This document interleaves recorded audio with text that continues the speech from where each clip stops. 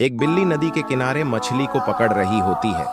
फिर उसे घर जाते वक्त रास्ते में एक कुत्ते का बच्चा मिलता है और वह उस बच्चे को लेकर अपने घर जाता है और उसका पालन पोषण करता है और वह कुत्ते का बच्चा कुछ दिन में काफी बड़ा हो जाता है। बिल्ली और कुत्ता दोनों नदी के किनारे फिर से मछली को पकड़ने के लिए जाते हैं। अचानक भेड़िया बिल्ली के ऊपर हमला कर देता है। फिर कुत्ते की नजर उस भेड़िए पर पड़ती है तो कुत्ता और भेड़िया आपस में भिड़ जाते हैं। फिर उसके बाद कुत्ता भेड़िया को मार देता है। तब दोनों की जान बच जाती है और दोनों वापस अपनी घर चले जाते हैं। जब तक कि आप वीडियो को देख रहे होते हैं तब तक चैनल को सब्सक्राइब कर दें।